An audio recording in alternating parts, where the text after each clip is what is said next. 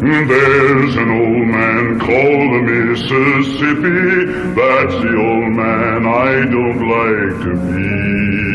What does he care if the world's got troubles? What does he care if the land ain't free? The program you're about to see is a tribute to one of the greatest Americans who ever lived.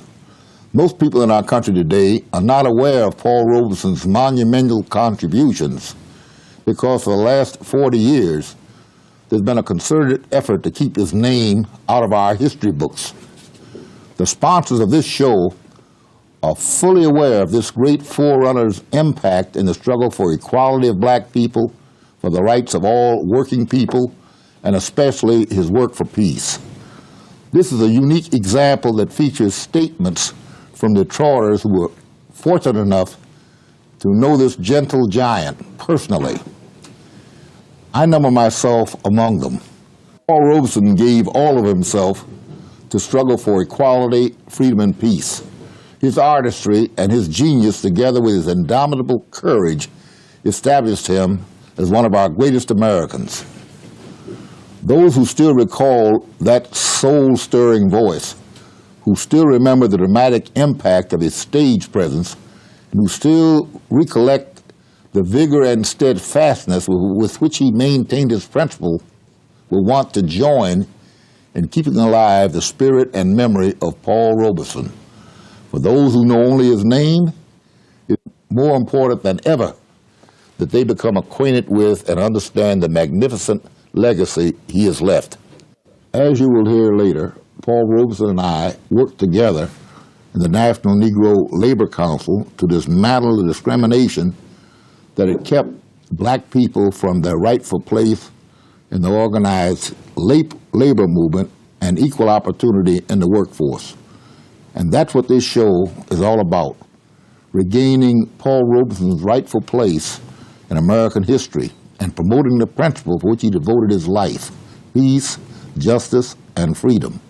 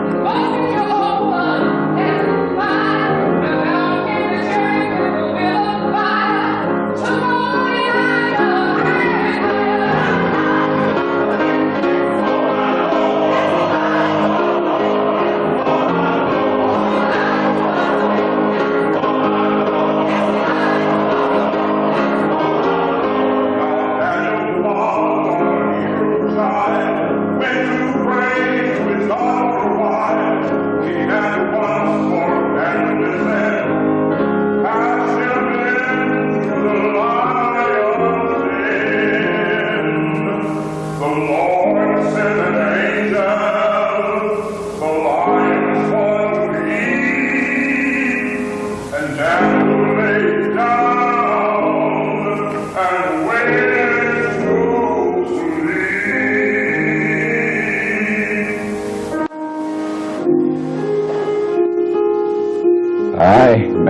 Robeson when I was a paper boy back in Columbus, Ohio.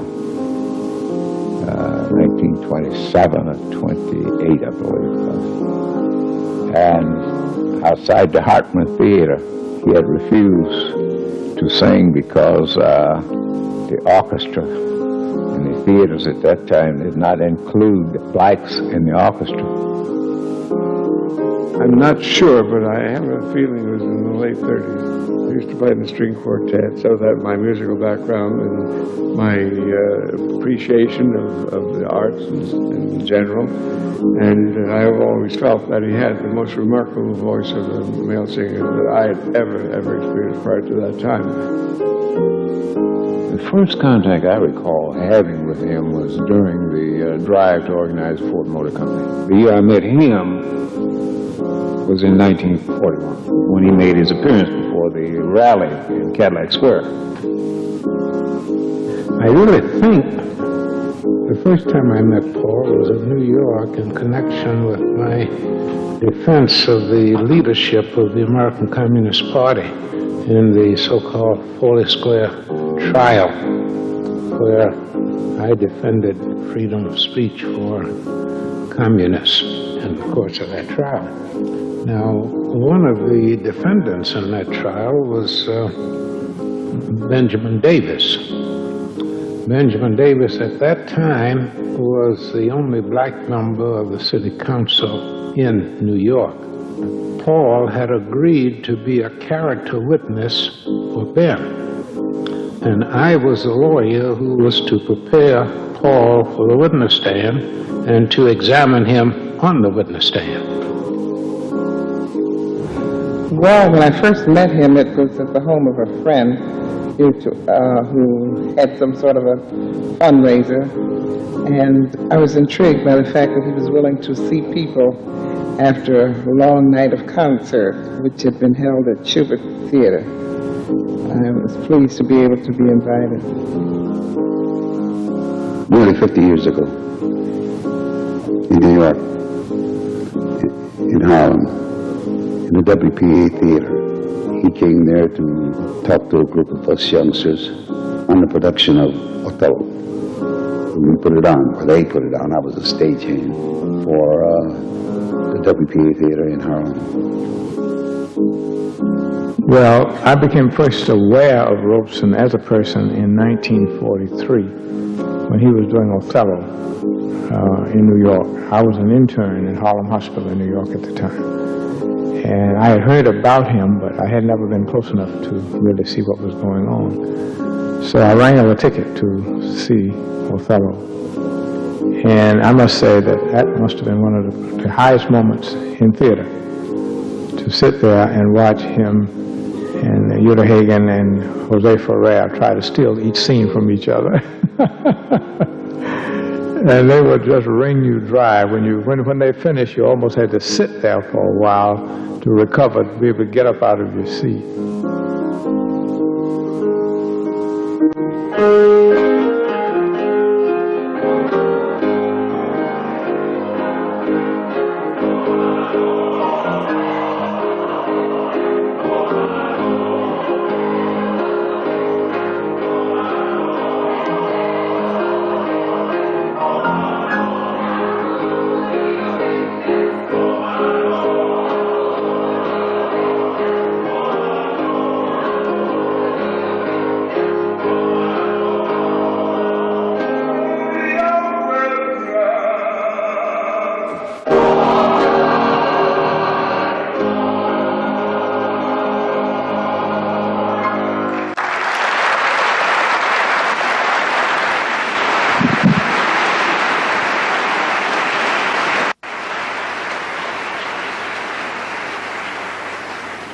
We have just heard from some of the Detroiters who were fortunate to witness a giant figure in American history, the person to whom we pay tribute tonight. Paul Robeson can best be described as a Renaissance man. His talents were endless, his accomplishments immense. In her book, The Whole World in His Hands, his granddaughter Susan Robeson lists Paul's great qualities. He earned letters in 11 sports, the first black man to be named All-American in college football, considered one of the greatest ends in the history of the game, one of the first blacks to play and star in professional football. He was also an all-round academic genius in college at Rutgers University, graduating Phi Beta Kappa and valedictorian of his class, the third black graduate of Columbia Law School. In this picture, you can spot him quite easily, third from the left, halfway up. He was the first black lawyer to enter one of New York's most prestigious law firms.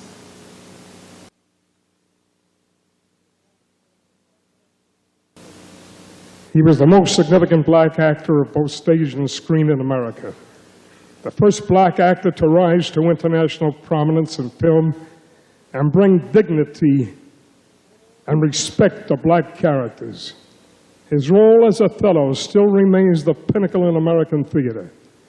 His version remains the longest-running Shakespearean play on Broadway, 297 performances. The world came to know him for his singing, and the song that became most associated with his career was Old Man River from Showboat, written by Rodgers and Hammerstein and dedicated to Paul. Here is a recording from 1927 of Paul Robeson singing Old Man River.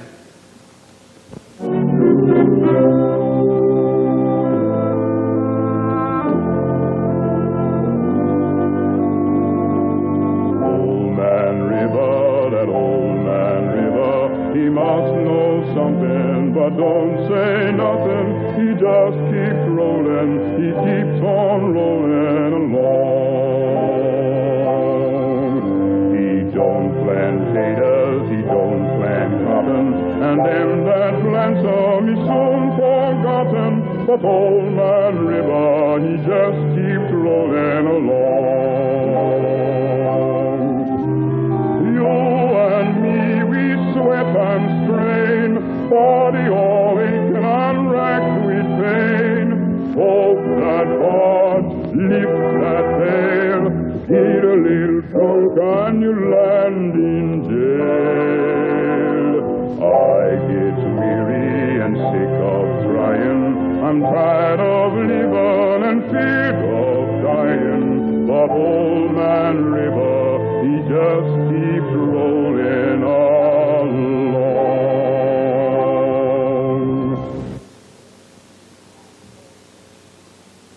Over the years, Paul changed the words of the song to match his own political development. He became a champion in the struggle for freedom and equality, a defender of the working people, and an advocate of world peace. It is this aspect of Paul Robeson's life that we are focusing on tonight. With the help of several distinguished Detroiters who comment throughout this program, and the Hartford Choir under the direction of Jimmy Abington, with Ed Pearson, the talented baritone, interpreting several of Robeson's songs, and piano accompanist Bill Meyer. We will see how Paul Robeson developed into one of the most profound spokesmen for peace and social justice.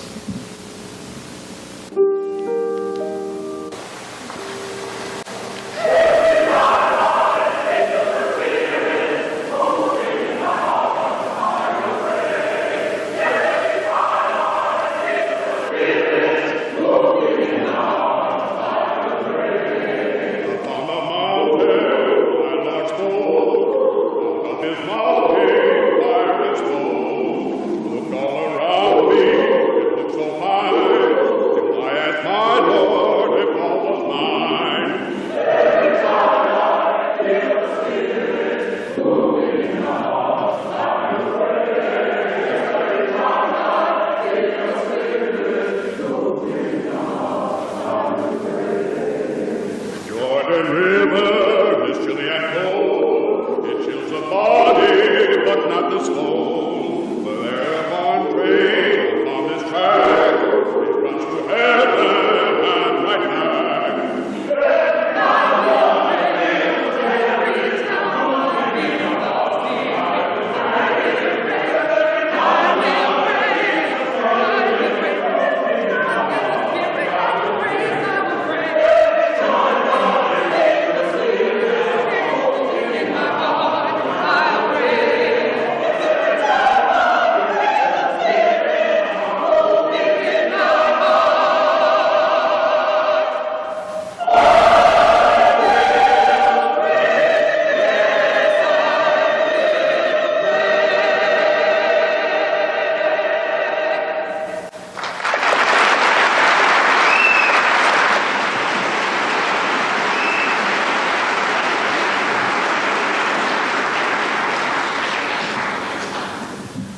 Paul Robeson loved his father like no one else in the world. He was an escaped slave who became a revered minister of the church. He instilled in his son an intense pride in his own people. Spirituals were part of the fabric of Paul's youth, along with the concern for his people's freedom. In 1925, Paul teamed up with Larry Brown, accompanist, arranger, and eminent historian of black folk music. This was the beginning of Paul's singing career. He became one of the first concert artists, along with Roland Hayes, to raise black spirituals to their rightful place of respect in the best concert halls of the world. He began to develop a theory linking Negro spirituals to folk music from other countries. It was extremely fascinating to me to hear him expound that theory on the stage, that there was something in common with the music of common people, folk people all over the world, and that this was especially true if those people were struggling for their freedom and their dignity, that they sang with a certain pathos, with a certain beauty, and with a certain strength of conviction and determination to be free that could actually be heard in the music. And I don't think Paul Robeson would sing a spiritual just to be singing it. I think that at the time that I knew him, late 40s, by that time, Paul Robeson wasn't singing Shortening Bread. He was singing spirituals that somehow or other played a part in the struggle for freedom. Spirituals that might have been signals to the slaves that it's time to make it to the northern border of the Southern Territory so you can cross over into some kind of freedom and opportunity. And his songs were politically interpreted, and they were sung with the kind of conviction that made you know that Paul was going to win, that he had a spiritual rendezvous with destiny, and he could sense it in the spirituals and convey it in the spirituals. That when he was singing about freedom, you got the feeling that he had taken it from the 19th century and brought it into current affairs and the present struggle. Ladies and gentlemen, here delivering a portion of that first concert is our distinguished guest and baritone soloist, Mr. Ed Pearson.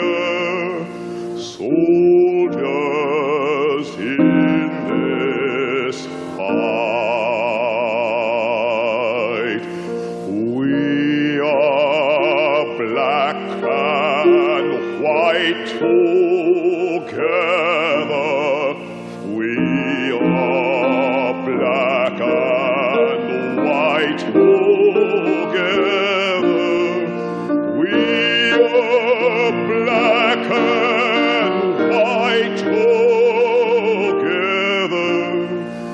soldiers in this fight. We are climbing Jacob's ladder. We are climbing Jacob's ladder. We are climbing Jacob's ladder. Soldiers in this fight. The fight for peace.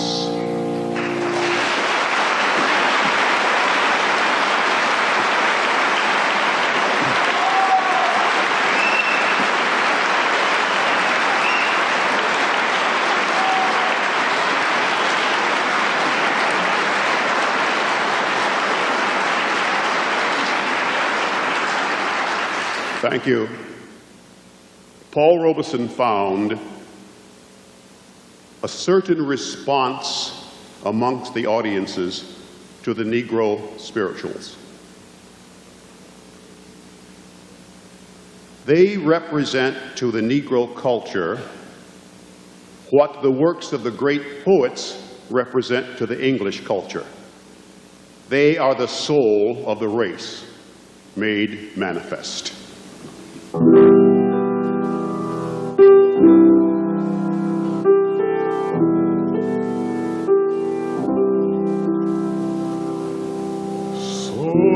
Sometimes I feel like a motherless child.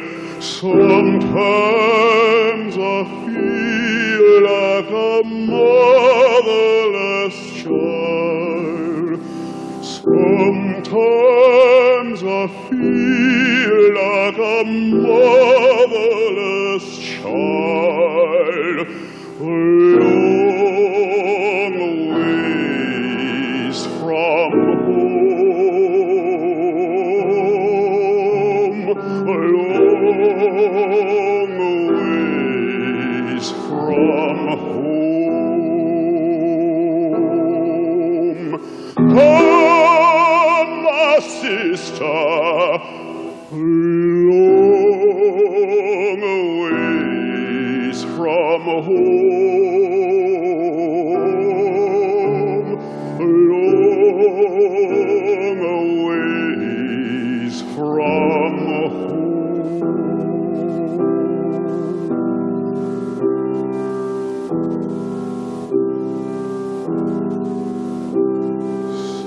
Sometimes I feel like I'm almost gone. Sometimes I feel like I'm almost gone. Sometimes I feel like I'm almost gone.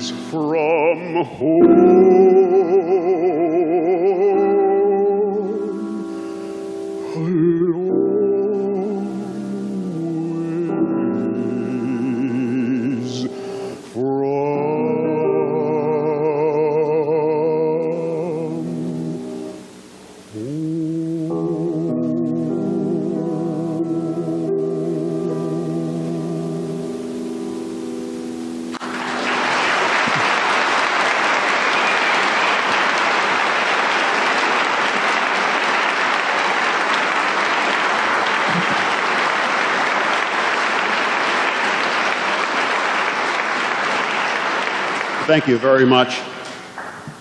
Paul would explain that the spirituals he sang portray the hopes of our people who faced the hardships of slavery. They sang to forget the chains of the misery, the sorrow that will one day turn to joy. All that breaks the heart and oppresses the soul will one day give place to peace and understanding, and every man will be free. That is the interpretation of the true Negro spiritual.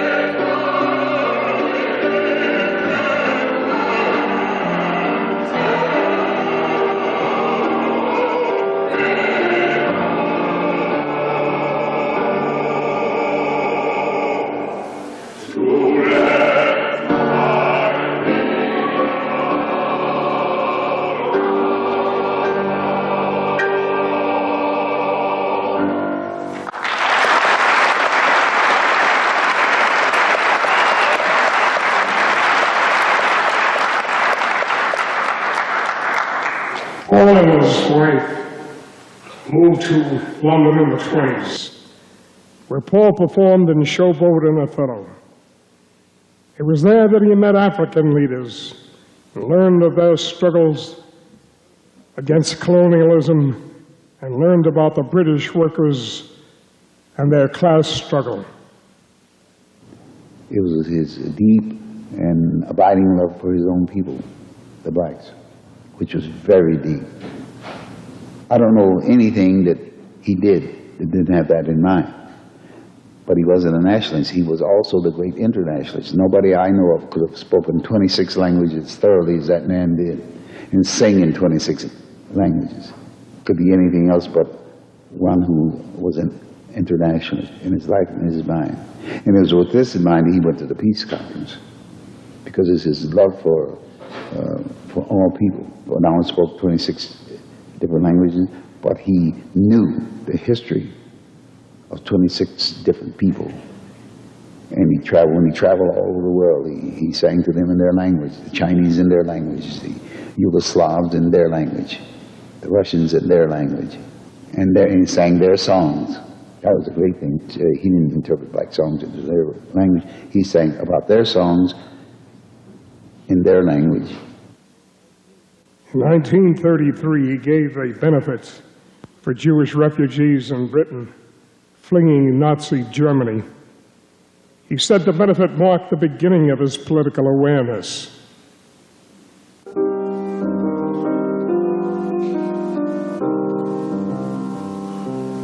Never say that you'll have reached the very end, when leaden spies a bitter future do portend. For sure the hour for which we yearned will yet arrive, and our marching feet will conquer, we survive. For sure the hour for which we yearned will yet arrive, and our marching feet will conquer, we survive. Not lead but blood inscribes this bitter song we sing. 'Tis not a caroling of birds upon the wing, but 'twas a people midst the crashing fires of hell that sang this song and fought courageous till it fell.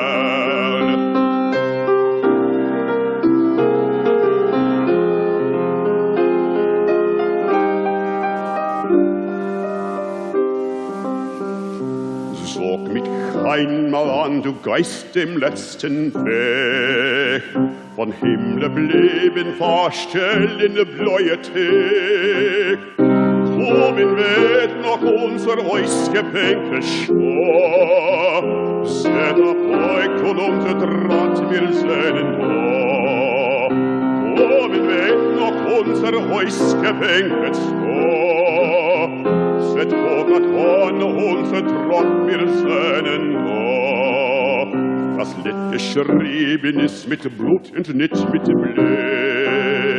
Jetzt nicht kein Leinenförner, auf den Fried, du hast Volke zwischen allerlei Band, das Lied gesungen mit Naganes in die Hand. Du hast Volke zwischen allerlei Band, das Lied gesungen mit Naganes in die Hand.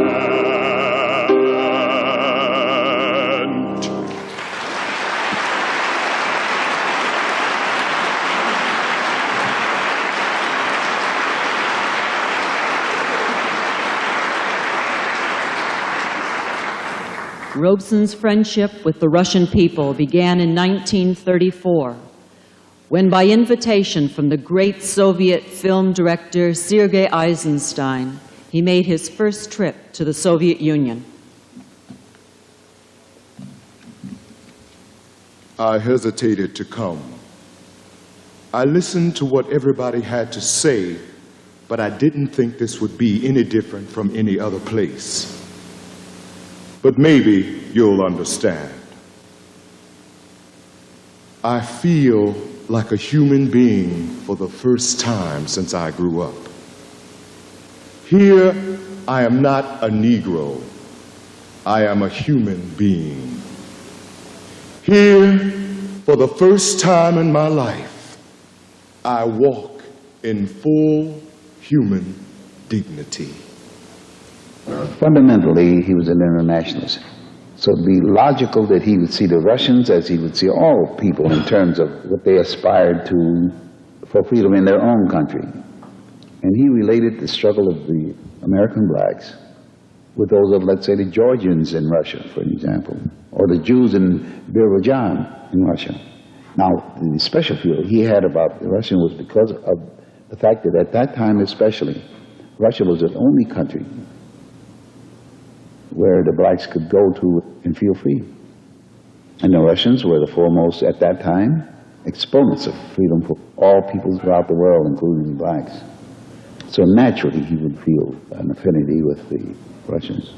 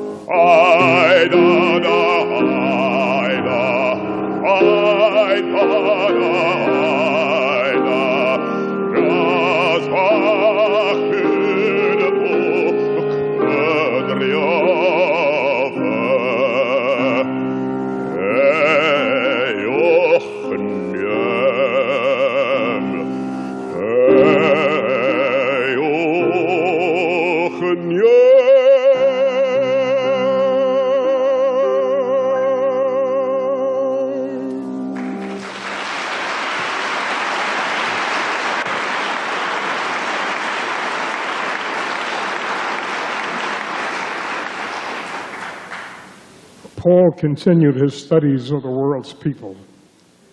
And in 1937, he appeared at the battlefields of Spain in support of the Spanish loyalists fighting fascism. Here he gave one of his most impassioned speeches. That speech defined the future course of his life. The artist must elect to fight for freedom or for slavery. I have made my choice. I had no alternative. The history of the capitalist era is characterized by the degradation of my people, despoiled of their lands, their culture destroyed, denied equal protection of the law, and deprived their rightful place in the respect of their fellows. Not through blindness or coercion, but conscious of my course. I take my place with you.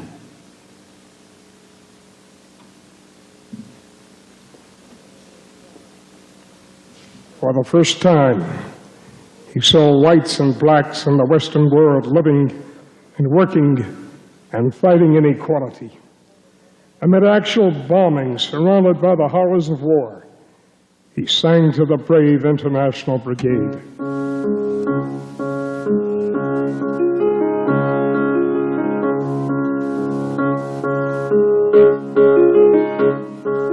The four insurgent generals, the four insurgent generals, the four insurgent generals, Mia, 'tis true they betrayed you, 'tis true they betrayed you.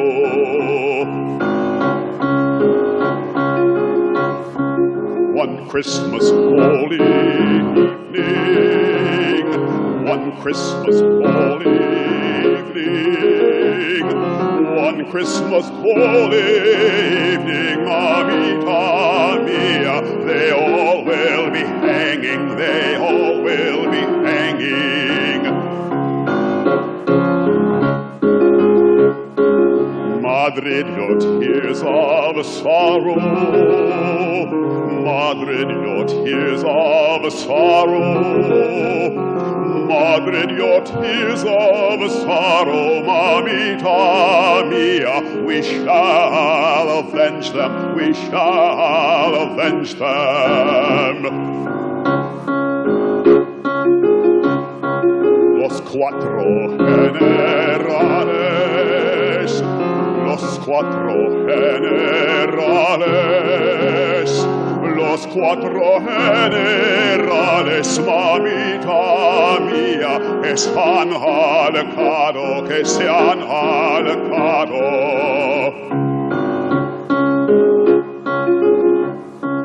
Para la noche buena, para la noche buena, para la noche buena, mamita mía, que se han ahorcado, que se han ahorcado.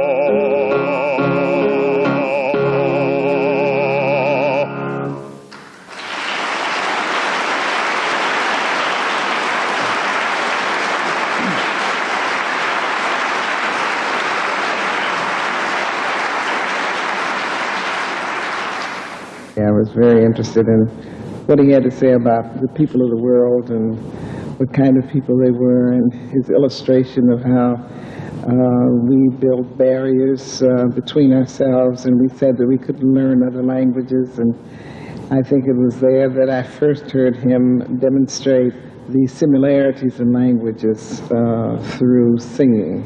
I was intrigued by that kind of relationship that he had with the world peoples, and that he could speak all those languages and be able to communicate. But he was able to teach others how to communicate, irregardless of whether they learned the whole language or not. They could learn enough so that they could see the similarities, so that they could understand what other people were talking about. And I thought that was very important. It proved that he, in my opinion, was a people's person. His internationalism was strengthened by his extensive world travels and living in many countries. He had learned that blacks were not the only oppressed people in the world. The idea of the unity of the world's people and the importance of unifying the world's struggle for peace and justice was his determination. The ability to apply this internationalism to the workers' struggle endeared him to the working people all around the world. He began to do something that no concert artist of similar stature had ever done before. He began lending his support to the labor movement and singing in the cheaper popular halls, sometimes giving 3 shows a day so that the working people could enjoy his music. I think I was mainly intrigued by the way that Paul would go to the cities and find the working class so quickly and go right to where they were and join the picket lines and go into the factories and walk and march. People live under a cloud of fear because they're afraid to speak out for anything. But he proved that he could walk a picket line for jobs. He would fight for job security. He'd go down in the mines. He'd walk out here at Ford Motor Company. Anything where there were workers, he would be available to them if they wanted him. During the organizing drive, it was finally suggested that to get the black workers more involved, it was going to have to take someone nationally known, black at that time, to come into Detroit because they were skeptical. Labor movement throughout the country at that time had separate locals for blacks. They couldn't attend the same meetings, and some of them couldn't even become members in some of the unions. This was the first time that industrial union had been attempted to be a reality. Most of the time it was crafts union here in the country. Got to a point where the outcome of the organizing drive was in doubt because they thought that at that time the blacks held the key to it, whether they would support it or if it come to a vote, whether they would vote for a union. Paul was invited to speak and sing. And I, being one of the leaders of the Ford workers, was invited to sit on the platform. And I was introduced to Paul. All of us who were on the platform that didn't know him were introduced to him. And he was very pleased to see black leaders involved in the forward effort. So he did spend a few moments talking with me to find out who I was and what made me tick. Many of the already organized unions who supported the effort to organize forward, and I don't think there's a union in the country that didn't, were all asked to participate in this mass rally in Cadillac Square, and most of them did. It was estimated by the newspapers that the crowd was about 50,000, but in the opinion of most of the experts, especially the police department, they assumed that it was at least 100,000. And I'm sure that there were that many because just a sea of people in all directions. I had the advantage of a platform view, and it was really a remarkable thing to see. He spoke first, and then he voluntarily offered to sing. And of course, the response when he made the offer, why, there's no way he could have gotten out of it then. I think Joe Hill was probably the favorite song. Almost anywhere you went, if Paul, was a peer, why, they wanted to hear Joe Hill.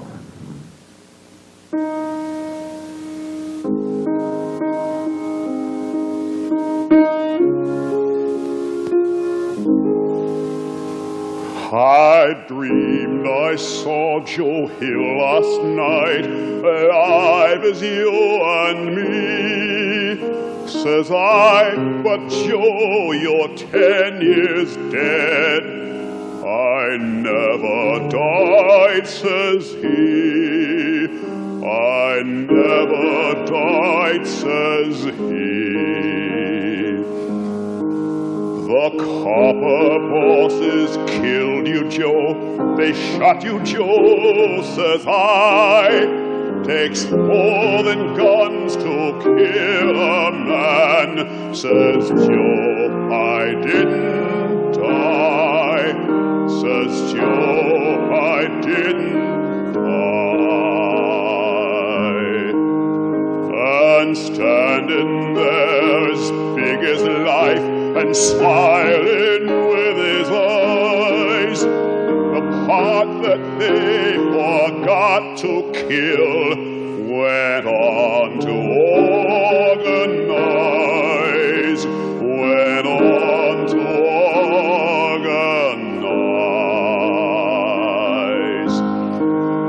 From San Diego up to Maine, in every mine and mill, where working men defend their rights, it's there you'll find Joe Hill.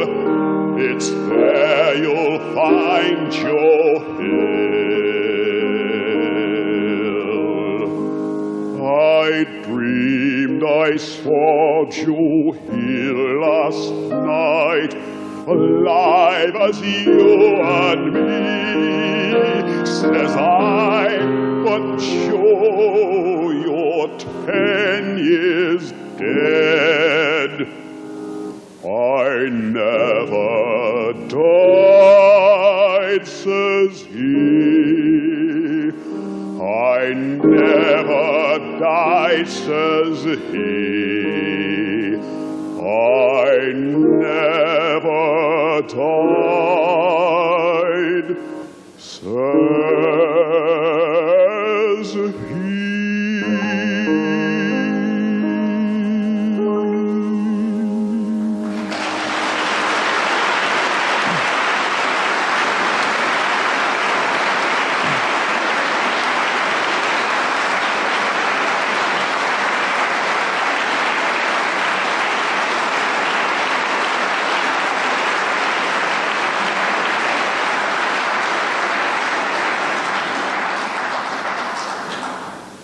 He brought together, in my opinion, the brotherhood and the understanding of the black and white workers at Ford at that time.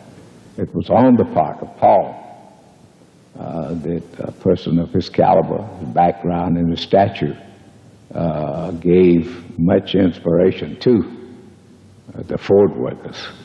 And for that reason, Paul has been endeared by the Fort workers, especially the older ones who was at the plant at that time. Another time, well, after we got acquainted, I was secretary of Local 600, for several years.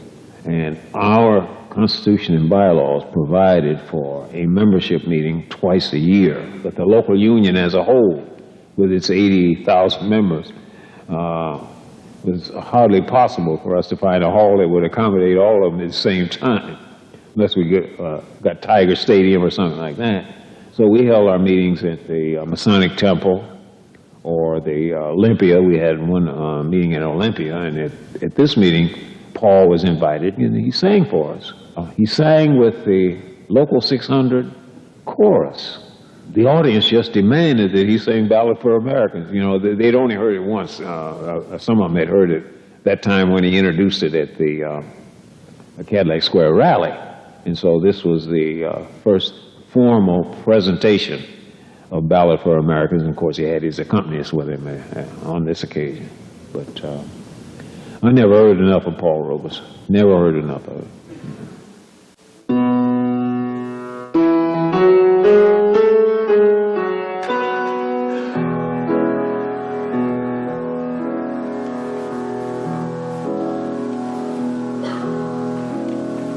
In 76 the sky was red, thunder rumbled overhead, that King George couldn't sleep in his bed, and on that stormy morn, oh,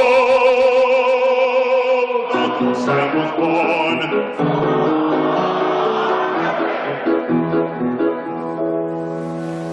Old Sam pulled on a three-cornered hat, and in a Richmond church he sat, while Patrick Henry told him that while America had breath, it was liberty or death. Did they all believe in liberty in those days? Nobody who was anybody believed it. Everybody who was anybody, they doubted it. Nobody believed. Nobody. Nobody but Washington, Tom Paine, Benjamin Franklin, Thomas Meyer, Christmas Hamlet, Lafayette,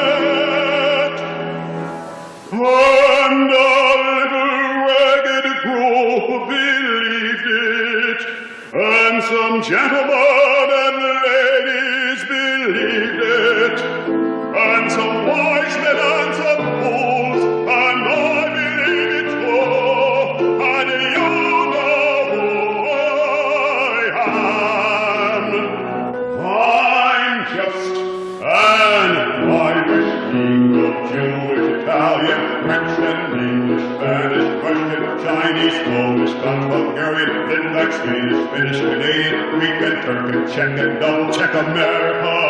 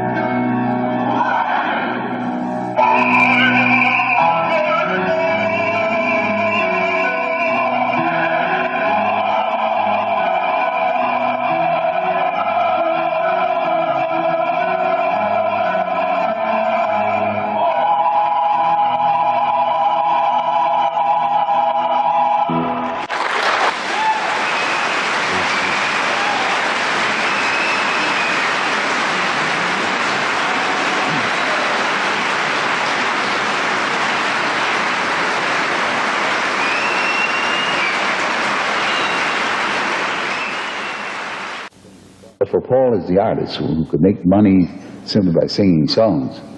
For him to decide that he's going to enter the arena of protesting, knowing good and fully well that what it was going to mean in terms of the money that he's going to make as an artist. So he made the cold-blooded decision, money be damned. He's going to enter the arena of combat for his people and for all peoples in the world. So Paul entered the arena of politics. It was early in 1947 that Robeson announced that he was ending his stage career and becoming a full-time activist to promote his own foreign policy, peaceful coexistence with the Soviet Union. This decision began an 11-year struggle between Robeson and the U.S. government. In the spring of 1948, a major third political party, the Progressive Party, had been formed to challenge the Democrats and Republicans in the upcoming presidential election. Paul was one of the founding members, along with Henry Wallace, who was the vice president under President Roosevelt, and then a member of Harry Truman's cabinet. It was the first time in American history that a black person played a key role in the formation and platform of a major political party. During the summer and fall of 1948, Paul, as vice chairman of the Progressive Party, crisscrossed the country campaigning for Henry Wallace, the Progressive Party's candidate for president. Everywhere he went, Paul received a tumultuous welcome, as though he were the presidential candidate.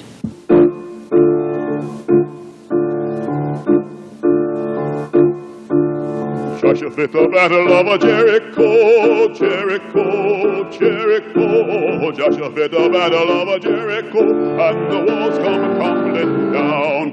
You may talk about your king of Gilead, you may talk about your man of Saul.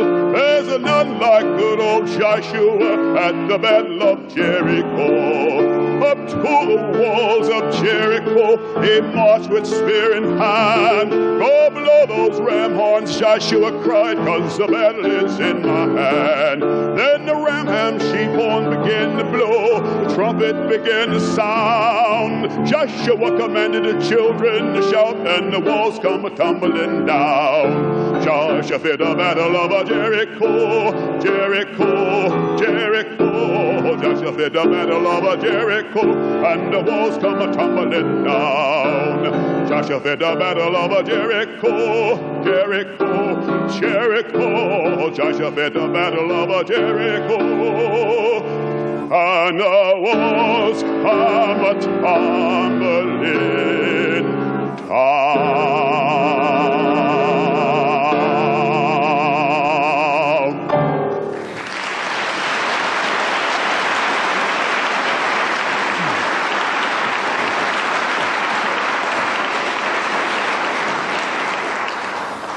Despite the mounting national pressures to malign and silence him, Robeson carried on his crusade for peace and freedom at home and abroad.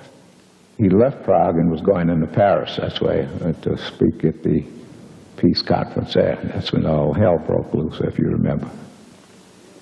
Paul attended one of the founding gatherings of the World Peace Council along with 17,000 delegates from around the world. When Paul arrived in Paris in 1949, he was asked to address the conference on behalf of the thousands of Third World delegates. They wanted him to express their aspirations for independence from colonialism, and above all, for world peace. He made a short, impromptu speech. It turned out to be the most controversial speech of his entire career, and a pretext for unleashing a decade of unprecedented persecution against him. It is unthinkable that American Negroes could go to war on behalf of those who have oppressed them for generations, and against the Soviet Union, who in one generation has raised our people to full human dignity. The public attitude made a decided change at that point because the establishment had something tangible that they could assail him with, that he was unpatriotic, that he was pro-communist because he said that blacks would not go to war against the Soviet Union to support the Southern bigots. So they used that to build up things to a white heat of opposition.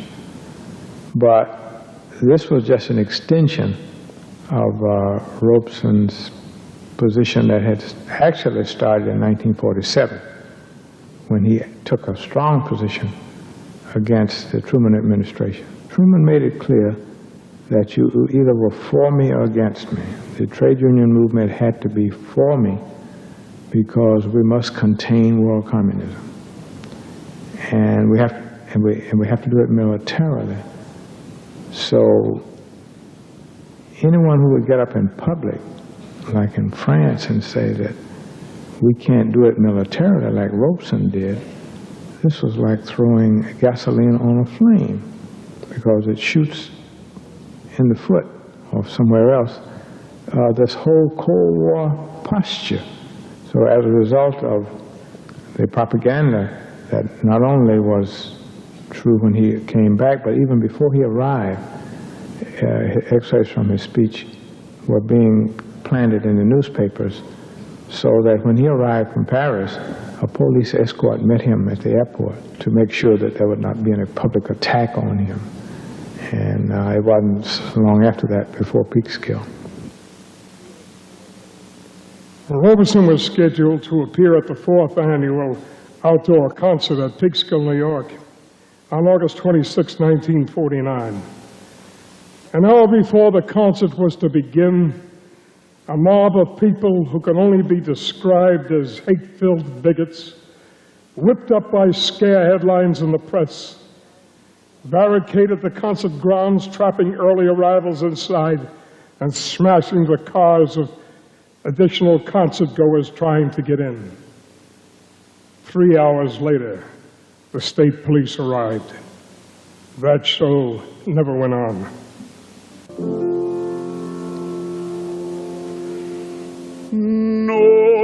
Nobody knows the troubles I've seen.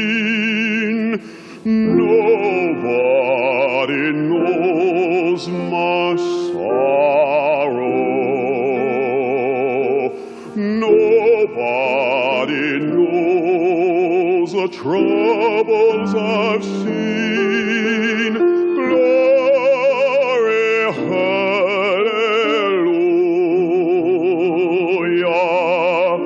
Sometimes I'm up, sometimes I'm down. Oh, yes, Lord.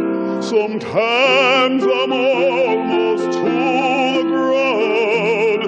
Oh, yes, Lord. Oh, nobody knows the troubles I've seen. Nobody knows my sorrows. Nobody knows the troubles I've seen. Glory, hallelujah.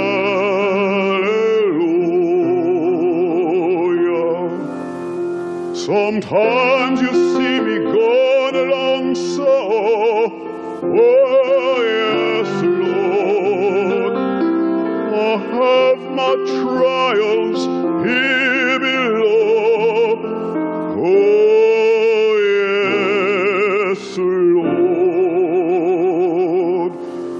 Oh, nobody knows the troubles I've seen.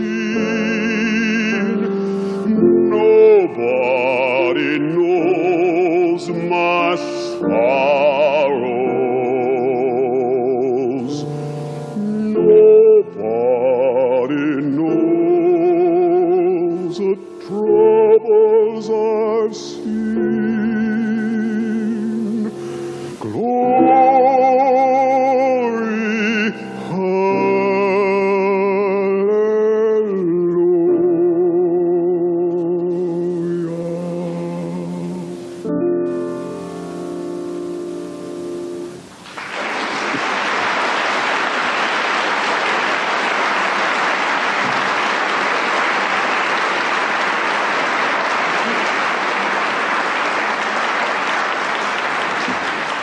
Despite the threat of further violence, an audience of 25,000 people, protected by a human wall of 2,500 volunteers, returned the following week to hear Robeson's sing. Norma Barth, a current member of the U.S. Peace Council Michigan chapter, was there. Now, after what happened at Peekskill on that August 26th day, the following week, Governor Tom Dewey incited the whole people in the state against this wild red radical who was going out to destroy democracy in the state of New York, and that this concert was an affront to civilized people. All of this was in the press all week long. So we knew that there were going to be a lot of more people up there trying to stop the concert the second week than there would have been the first week. So buses were hired. I don't remember how many buses, but there were several. And getting on those buses at around 8 o'clock on that Saturday morning were a whole bunch of elderly white Jewish women who had all been members of the International Workers Order group. And they were immigrants to this country, and they knew what racism was back in Russia. Everybody who went there knew that there could be trouble.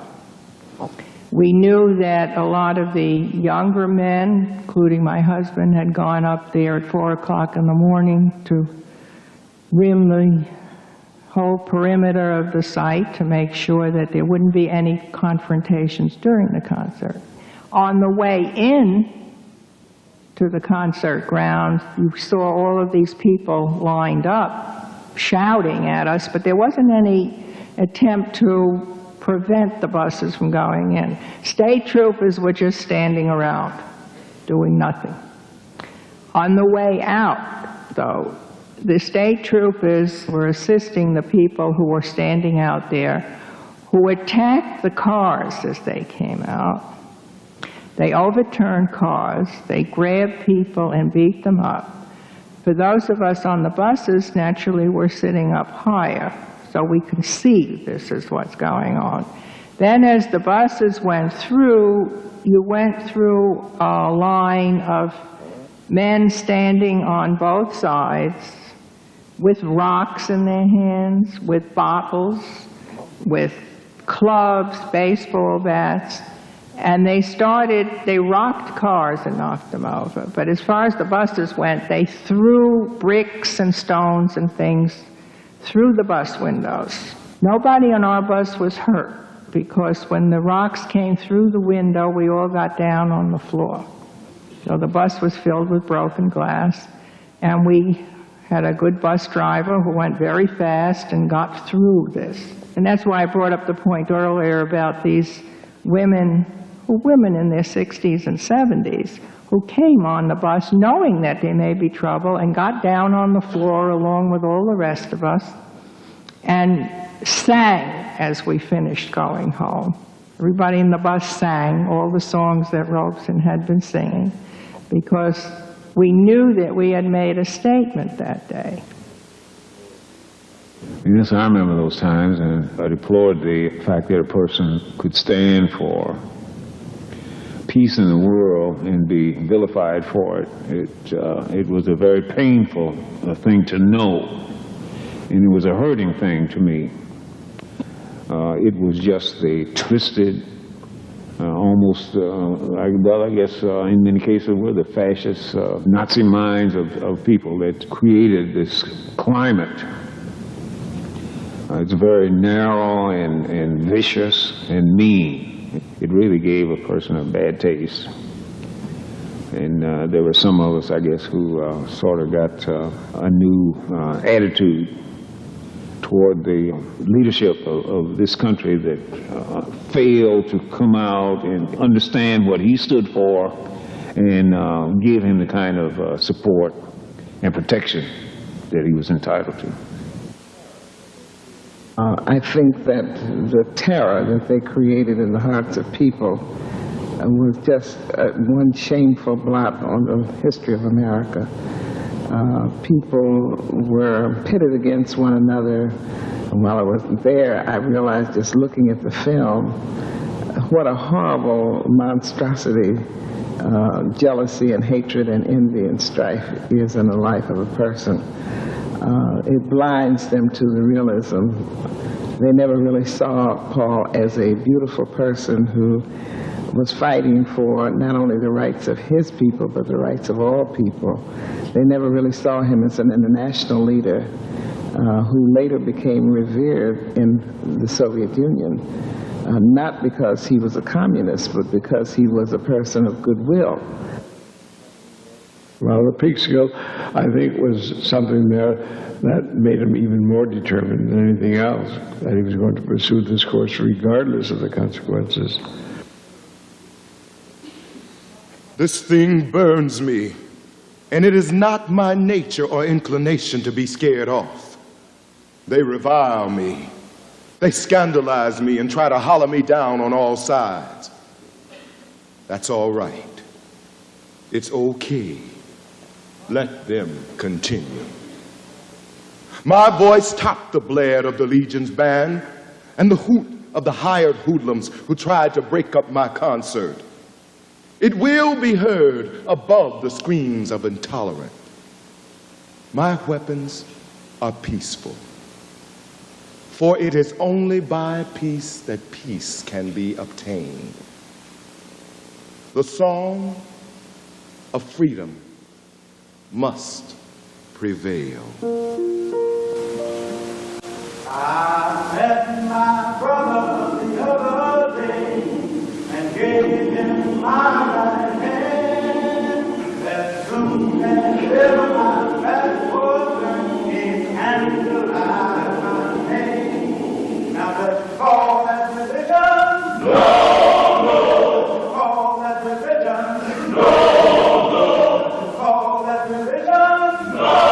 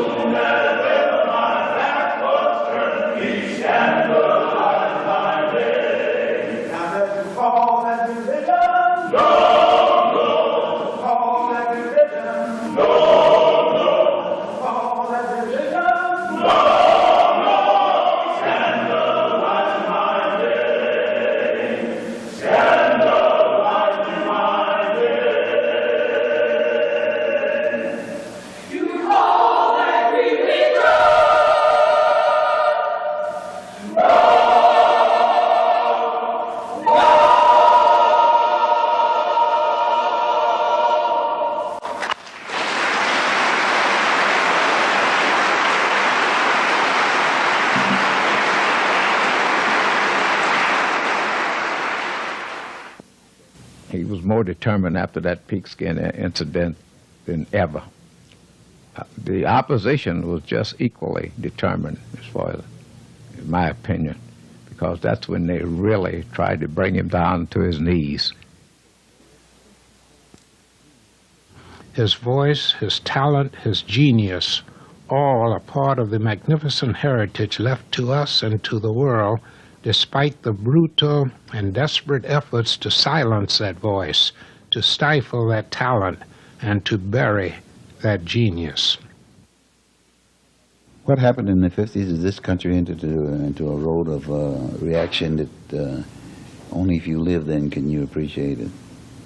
It frightened a lot of people.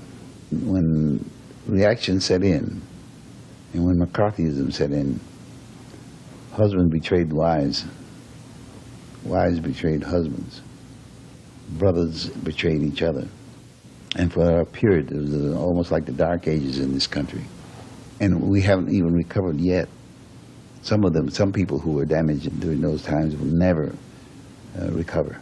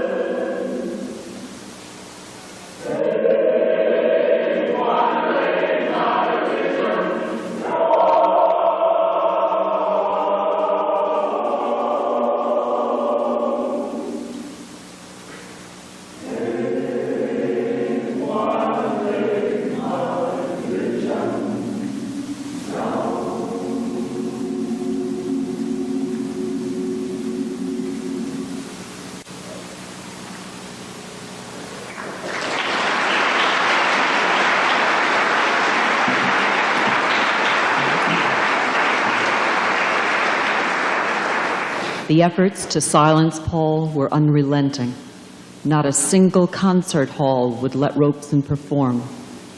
Recording companies refused to produce his records. He was banned from radio and from television. Any critic who did not attack Robeson faced the possibility of losing his or her job. Then the United States State Department canceled Paul Robeson's passport. That was the MacArthur period, and I think the State Department had already revoked his travel papers and had already decided not to give him any more travel papers. It was a period of extreme repression of free speech and free assembly in this country. And it was a period when many of the so-called liberals and liberal organizations were running for cover. I can remember because I was very active with a lawyers group called the National Lawyers Guild. Prior to that period, the National Lawyers Guild was regarded as the bulwark of the New Deal. Matter of fact, it was because of the New Deal that we came into existence to offset the conservatism of the American Bar Association. But the repression was such at the time you're talking about, when Paul Robeson was silenced, that even lawyers who, if there's any professional group, should have been able to stand fast in support of constitutional liberties, even lawyers were running for cover, resigning from the National Lawyers Guild, making sure that they didn't represent anyone who had been labeled. It was awfully trying times. When I came back to New York in 1950 as a resident, he had lost favor, and they were hounding him tooth and nail. And he lived not far from the hospital, and there was a constancy of surveillance and pressure on him at the time. And I wondered, what in the world has this man done to cause such a reaction nationally against him? Over 1,000 people were called before the House Un-American Activities Committee. Robeson himself was cited more than 200 times, more than anyone else. And he was called before the committee several times. The first time he was asked, he denied under oath that he was a communist. Afterwards, he vowed never again to answer that question, believing that such questions about a person's political beliefs were unconstitutional. Testifying before the committee, he said, "You want to shut up every Negro who has the courage to stand up and fight for the right of his people. That is why I am here today." Why didn't you just stay in Russia? Because my father was a slave, and my people died to build this country. And I am going to stay here and have a part of it just like you. And no fascist-minded people will drive me from it. Is that clear?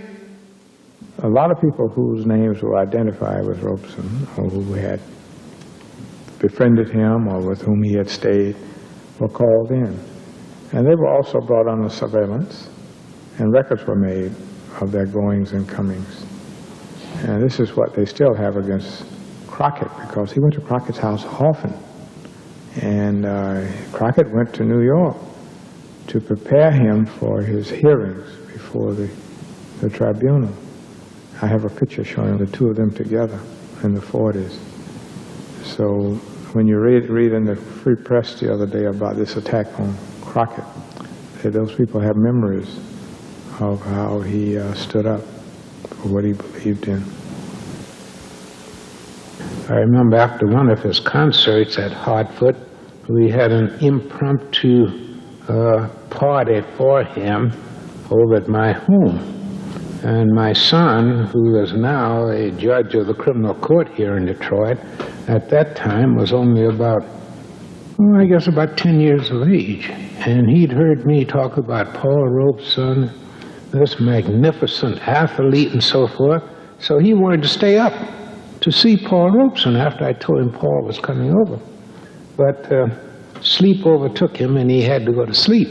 So when Paul came, I was telling him about little George's admiration and his desire to see him. He said, "Where is he?" I said, "He's upstairs in his bedroom." Paul left me and went directly up to little George's bedroom. And the next thing all of us heard downstairs was this big, beautiful baritone voice singing to my son George. And I went up to see what was going on, and here's Paul sitting on the side of the bed, and little George sitting up in the bed just enraptured, with Paul Robeson giving him a private concert.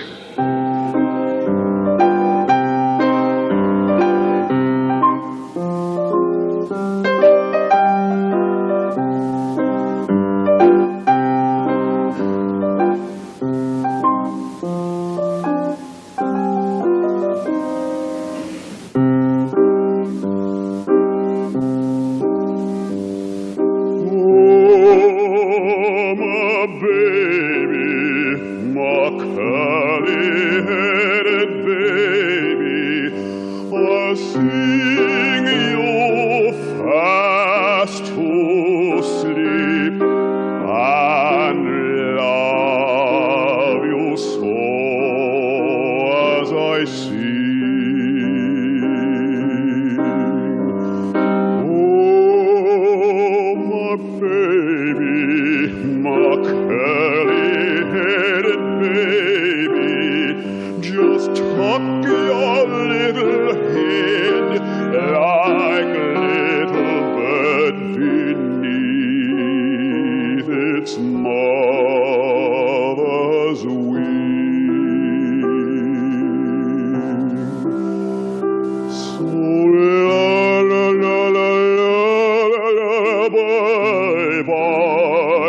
Do you want the stars to play with, or the moon to run away with?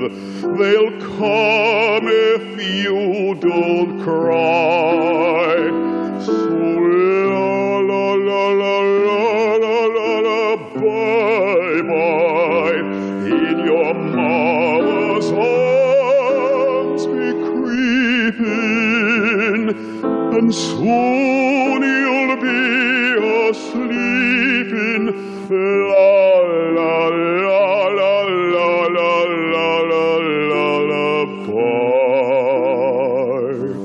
So la la la la la la la la, bye bye. Do you want the stars to play with, or the moon to run away with? They'll come if you don't cry. So la la la la la la la la, bye bye. In your mother's arms be creeping, and soon you'll be a-sleeping. La la la la la la la la.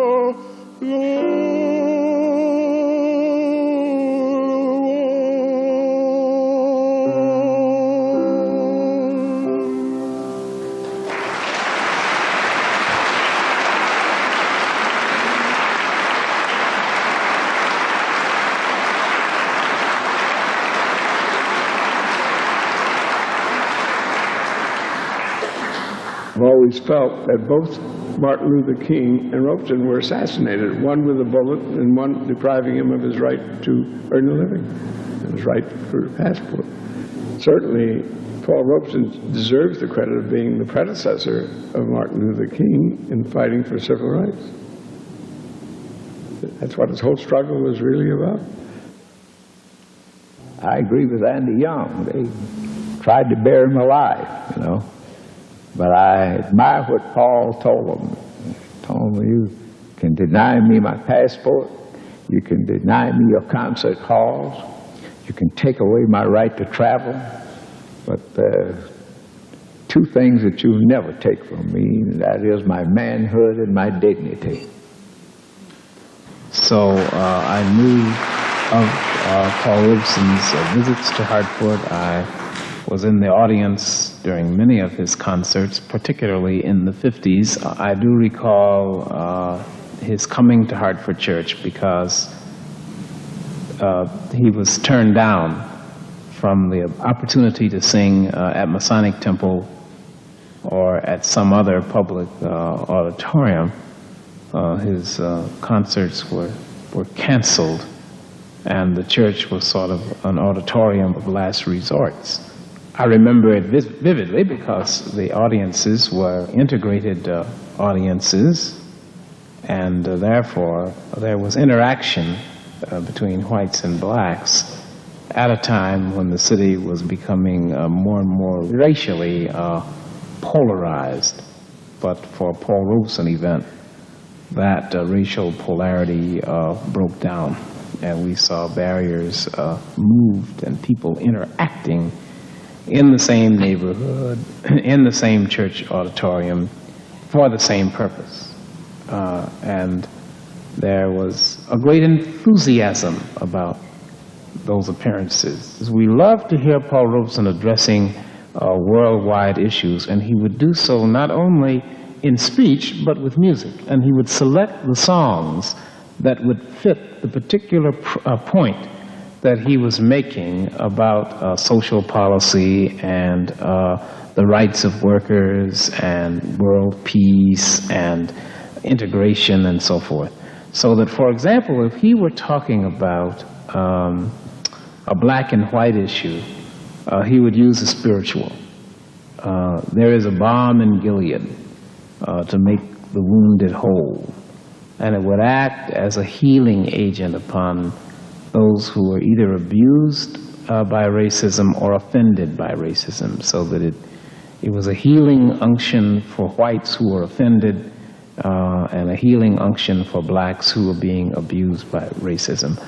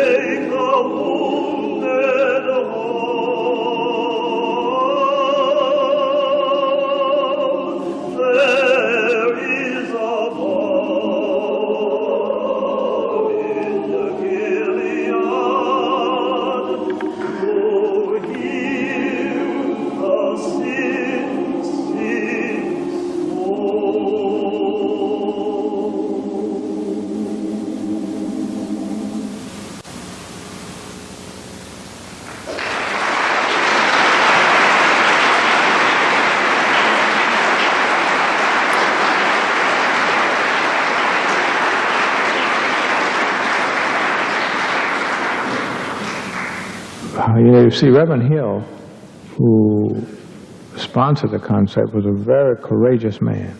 And no one told Reverend Hill what he could and couldn't do. So when anyone would threaten him that he couldn't have Robeson, he just invited him to come on anyway. So that was one of the few places he could come in Detroit when he couldn't go anywhere else.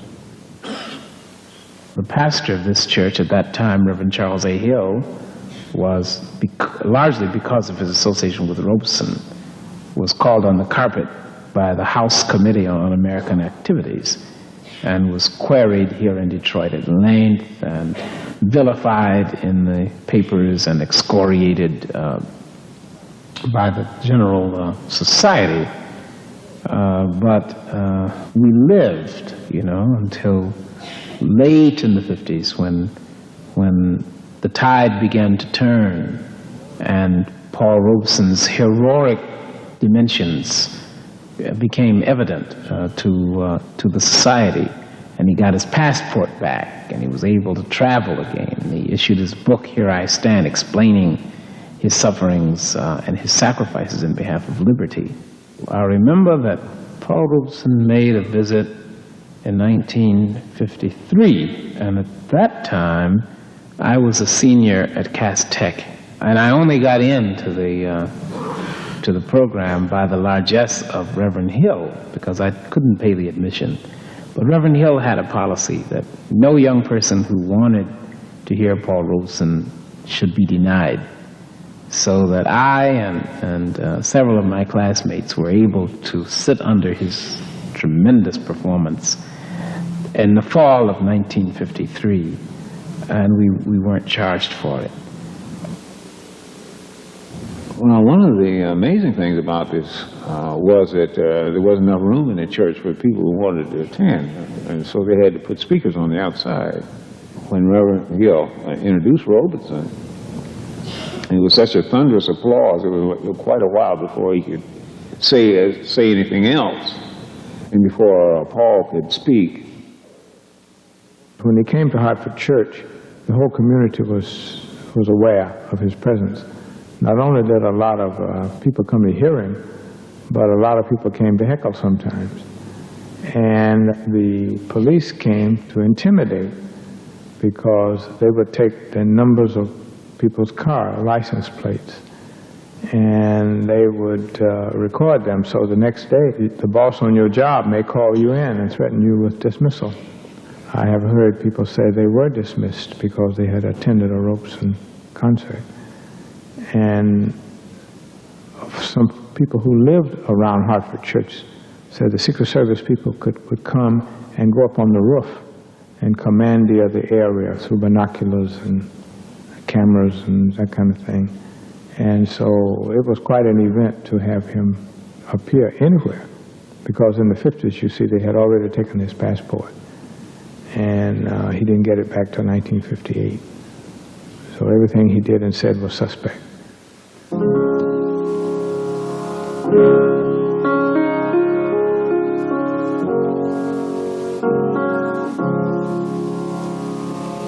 There's a man a-going round taking names. There's a man a-going round taking names. He has taken my mother's name and has left my heart in pain. There's a man a-going round taking names. There's a man a-going round taking names. There's a man a-going round taking names. He has taken my father's name and has left my heart in pain. There's a man a-going round taking names. Now death is the man taking names. Now death is the man taking names. He has taken my brother's name and has left my heart in pain. There's a man a-going round taking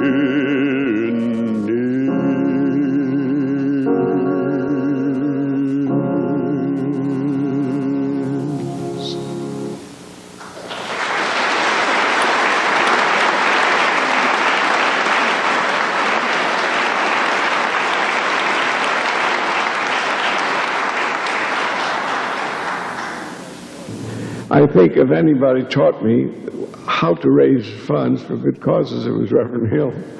I liked his style, and I liked his method. I always was impressed, I think, then and as I am now, that when he used to appeal to his congregation in his sermons, it wasn't the sermon that depend upon God and God will fulfill all your wishes and all that sort of thing. To say it's important that you believe in God, but unless you do what you have to, God ain't going to help you. I have a pretty good way of introducing the militant Paul Robeson to those who never knew him, and that was the fact that he did sing in Hartford Church under the pastorate of Reverend Hill when it was very, very dangerous and unpopular to do so. So that perks everybody's ears. And so he's really written into the history, and I cannot talk about the history of Hartford without talking about Paul Robeson. I can't talk about Reverend Hill without talking about Paul Robeson. I can't talk about the labor movement.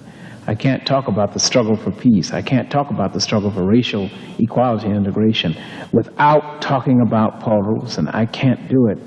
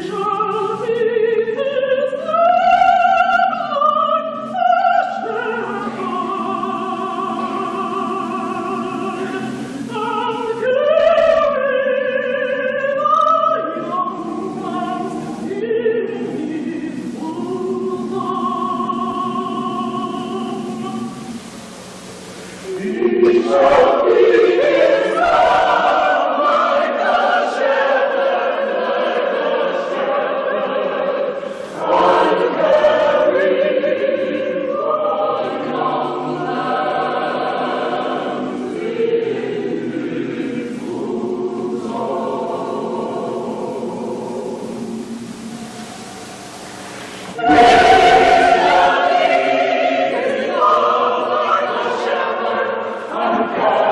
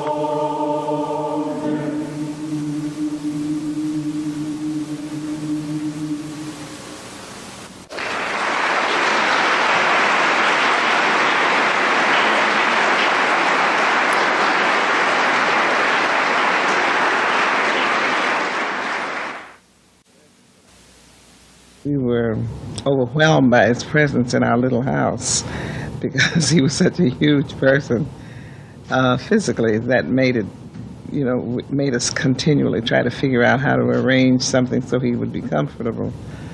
But he was very comfortable. He would, sometimes I'd come home from work because he was here for more than a week, and I'd find him racing up and down the alley playing ball with the kids and hopping over the fences. And I said to him one day, why do you feel that you should risk your life like that? I don't know who could get to you. You have the security guards on the outside on the front porch, but you're playing up and down the alley like a little kid. And he said, I don't have that freedom anywhere else. I don't have the freedom to move around among strangers. And the kids love me and I love them, and this is my form of recreation while I'm here. As long as they're delighted to play with me, I'm going to play ball with them. I'm going to teach them all the passes I know. I'm going to teach them how to play. He played a number of sports, and he was forever playing something different, basketball, baseball, football, or something. And the kids in the neighborhood got to know him and to love him, and it was really a pleasure to have him live with me during that period. My mother admonished me. She said, you brought Mr. Robeson here, but we don't have a bed long enough to fit him. So I found myself with my mother trying to figure out how to extend the bed that we offered him to sleep in. We finally made up an extra section to the bed, and so his feet wouldn't hang over. I think he was a warm human being who so obviously loved people that when you think of him and the qualities that he had, you had to think of a person who had a great deal of love for humanity, a great deal of love for the larger qualities of life.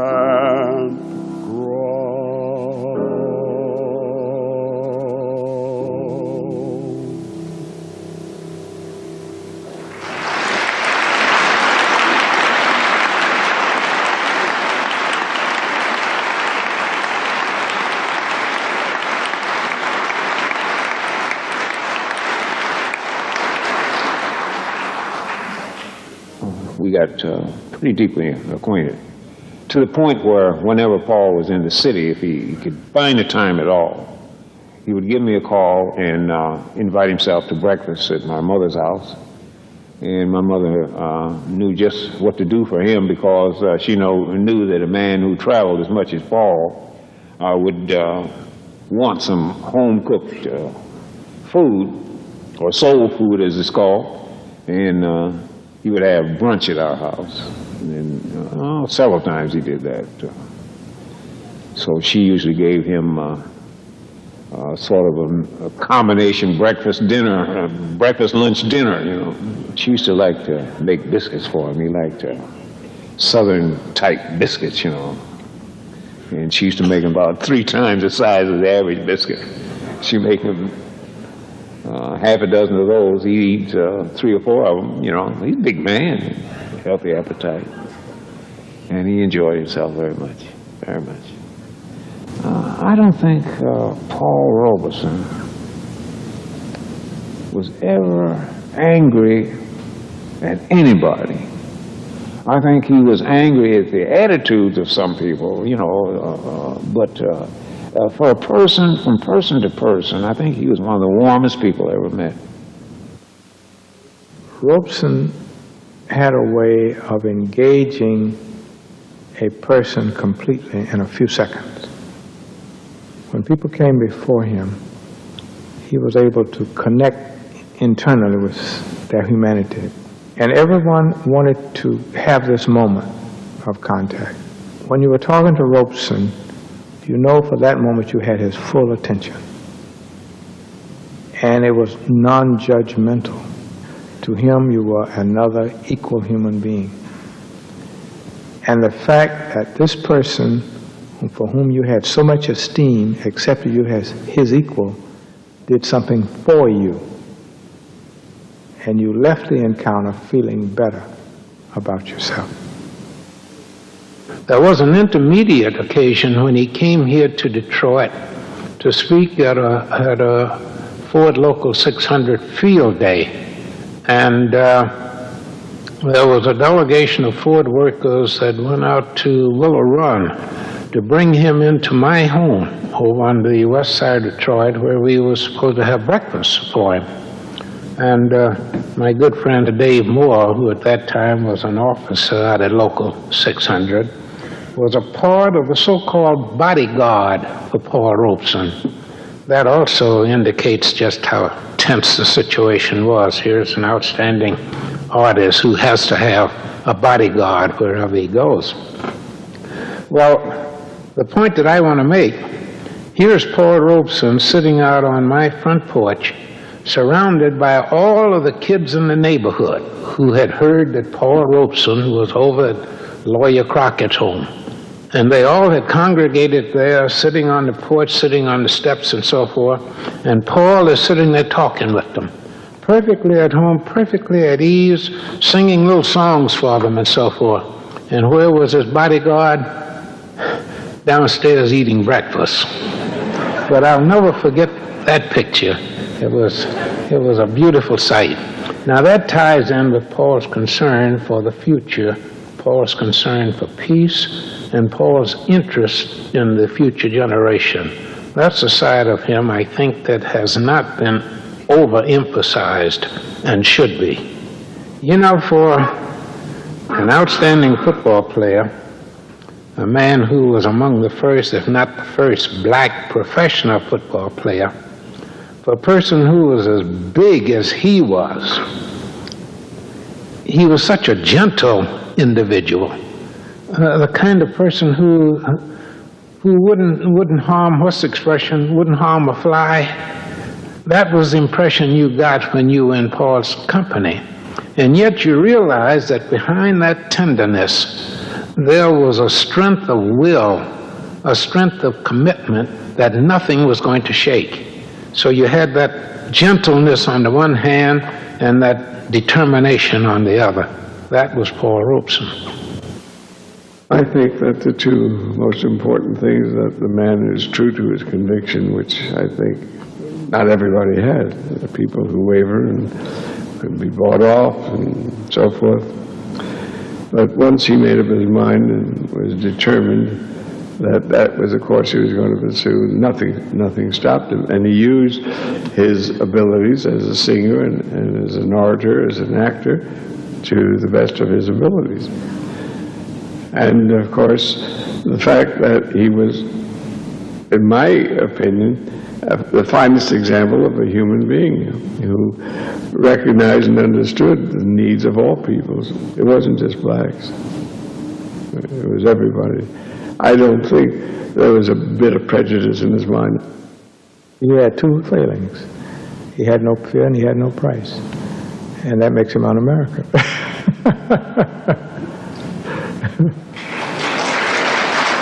I think that his larger fight for peace is what endeared him to everyone, because it gave everybody a sense of security to know that there was a voice like his speaking out in the universe for an end to armaments, an end to the kind of torture and pain that people were suffering under the heels of oppression around the universe. I think that more and more people have come to realize that the world is rather small after all. You can blow up one part of it, but then pretty soon that same bomb may fall on you. So I think that he was trying to tell the world that it's time for us to get together, time for us to learn each other's languages, time for us to begin to look at the love and the light in the eyes of children, regardless to whether they were white or black or brown or yellow or red.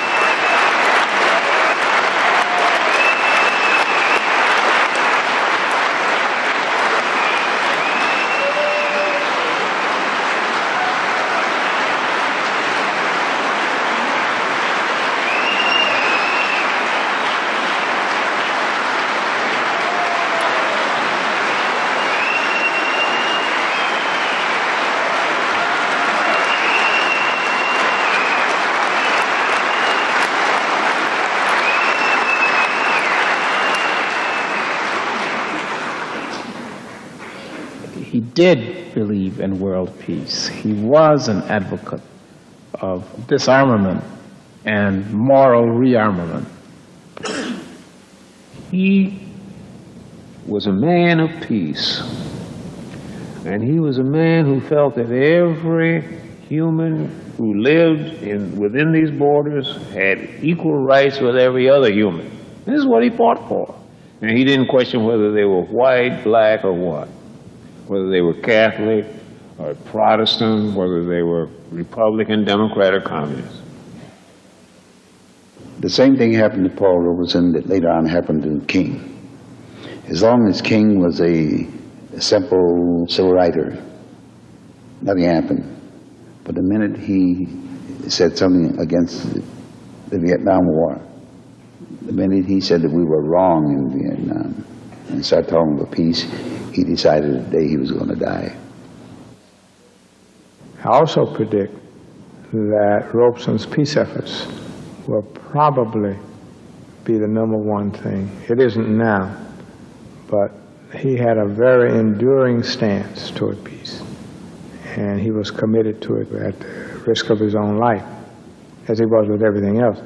But that was the riskiest thing he did, was to come out as strongly for peace and to stand up defiantly before the whole government and be critical of the Cold War.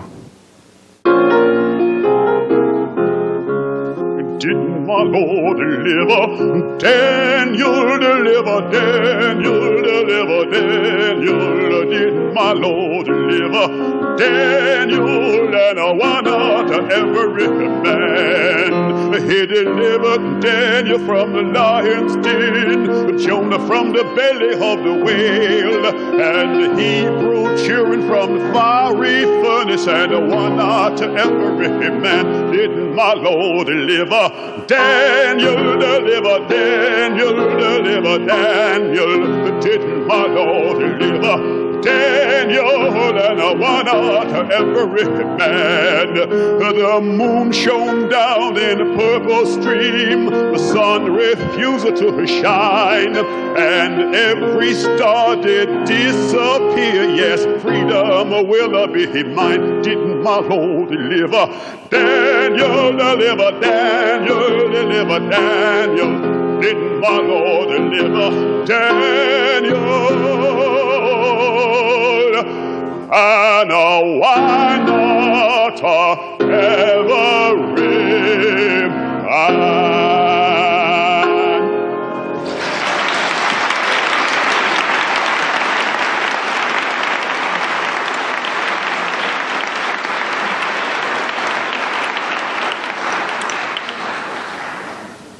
I think that everybody ought to be committed to take a little piece out of the Robeson picture and try to fit that mosaic pattern back together again. I think the time is coming when they'll raise the proper kind of recognition for him. A statue, his writings, his deeds will be chronicled and used as an example of a freedom fighter to encourage the young people that come along later. Yes, I really believe that the time is coming. When the true history, not only of the labor movement is written, but when the true history of this country is written, Paul Robeson's name and his achievements and his contributions will be recognized. And that day will come, despite the efforts of some people to try to prevent that day from coming. It's going to come. It's going to come because of the acts of the people themselves, because Paul believed in the people. He was one of the guys that didn't care how far the chips were down. He believed in the people, and that way he carried his message to the people. Each of us, in our own life, in our own heart, in our own yearning, has a special place and a special gratitude for the man we honor tonight. I know what the richness of his presence has meant to me. I know hundreds of people in the city in which I live who remember, who are grateful to him, and who love him. To be free, he said, to walk the good American earth as equal citizens, to live without fear, to enjoy the fruits of our toil, to give our children every opportunity in life. That dream, which we have held so long in our hearts, is today the destiny that we hold in our hands. That was a quotation from Paul. So when he sang Old Man River, he changed the words. And he he took out those words that were demeaning, and he added words that had dignity and that helped in the struggle, so that we would no longer be a part of those songs or of those lyrics that accommodated the status quo, but would find in music and in the words that the music had accommodated a message to get busy in the battle for freedom and justice and world peace.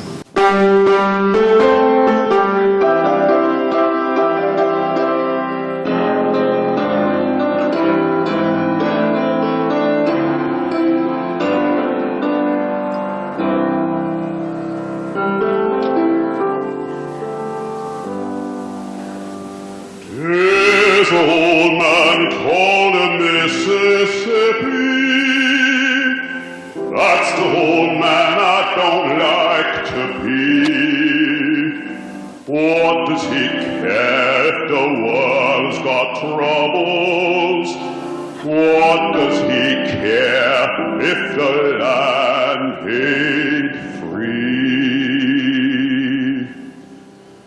Old man river, that old man river, he must know something, but don't say nothing. He just keeps rolling, he keeps on rolling along.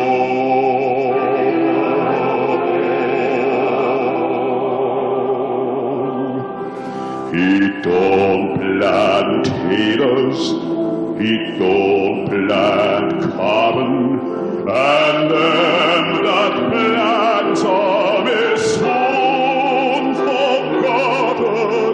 But old man river, he just keeps rolling along.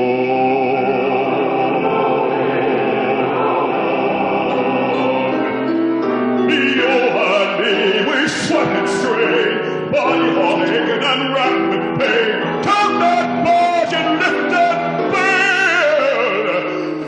Show a little grit, and your legs in jail.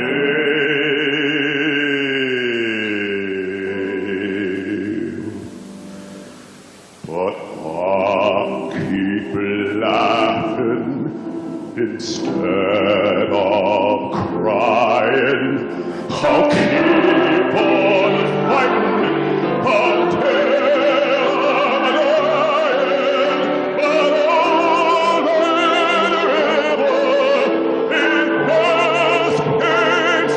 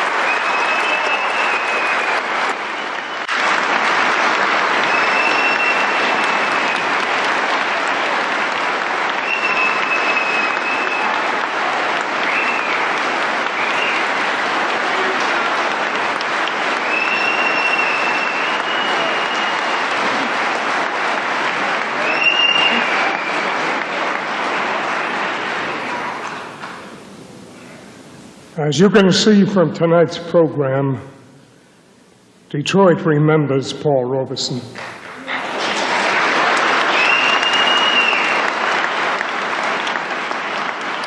We are determined to help bring his name and achievements back to their rightful place in the forefront of the struggle for peace and justice.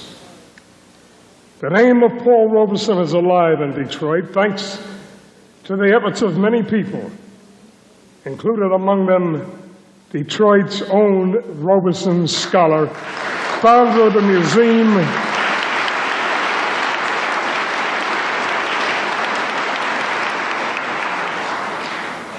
founder of the Museum of African American History, Dr. Charles Wright, who has written extensively on Robeson and houses exhibits in his museum. Detroit also has Christopher Alston, founder of the only housing project in the U.S. named after Robeson, the Paul Robeson International Settlement, located in Detroit at Forest and the Chrysler Freeway.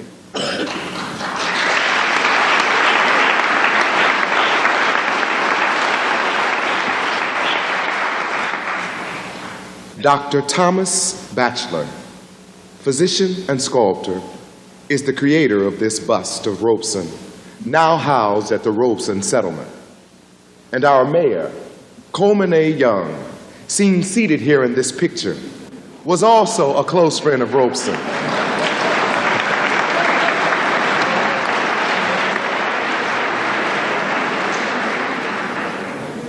He declared Paul Robeson weak in Detroit. Love for people, a passion for justice, and a yearning for freedom. That's the Paul Robeson that no power on earth can conceal. May we take this message with us and get on board that train for peace.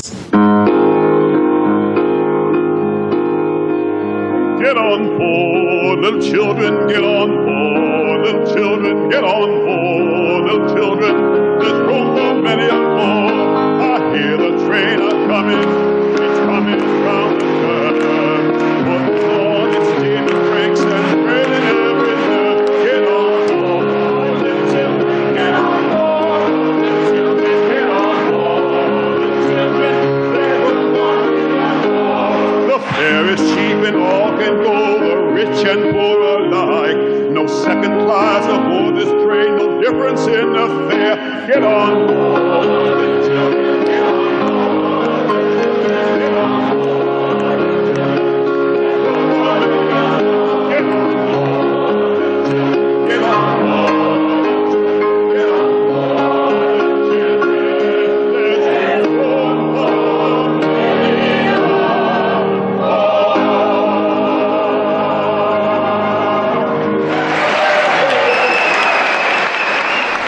What is America to me?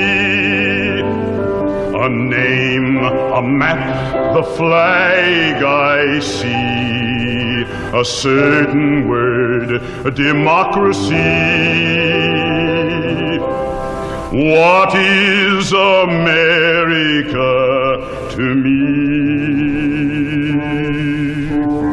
The house I live in, a plot of earth, a street, the grocer and the butcher, and the people that I meet, the children in the playground, the faces that I see, all races, all religions, that's America to me.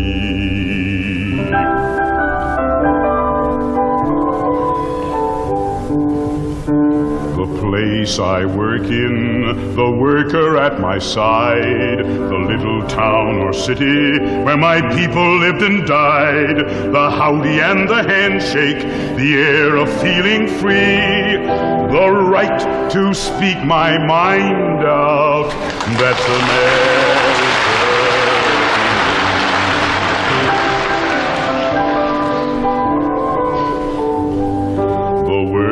Of old Abe Lincoln, of Jefferson and Payne, of Washington and Douglas, and the task that still remains, the little bridge at Concord, where freedom's fight began, are Gettysburg and Midway, and the story of Bataan.